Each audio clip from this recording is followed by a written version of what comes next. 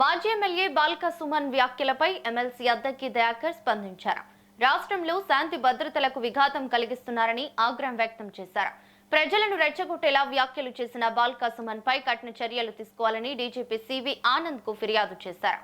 బాల్క సుమన్ ఇలా మాట్లాడటం వెనుక బీఆర్ఎస్ అధినేత కేసీఆర్ డైరెక్షన్ ఉందని ఆరోపించారు.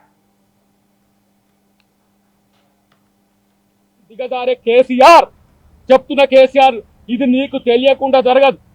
కేటీఆర్ మాట్లాడుతున్నా, హరీష్ రావు మాట్లాడుతున్నా, ఇలా చెంచాగాల లెక్క సుమన్లు మాట్లాడుతున్నా, రేపు ఇంకెవడు మాట్లాడుతున్నా సరే నీ డైరెక్షన్లోనే ఇట్లాంటివి వస్తాయి.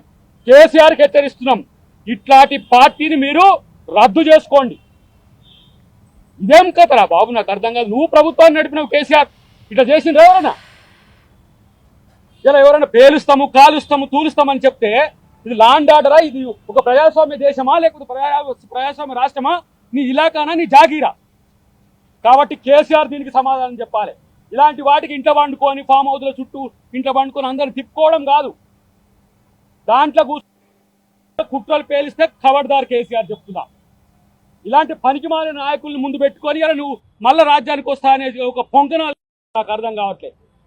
పనికి రాని చెప్తున్నా కేసీఆర్, ఇది నీకే హెచ్చరిక. నువ్వు ఎక్కడైనా ఉండను, నువ్వు ఫామ్ హౌస్లో ఉండి ఎక్కడైనా ఉండు. ఇలాంటి పనికిరాని మాటలు, పనికిరాని చేతలు చేస్తే నిన్ను కూడా తన్ని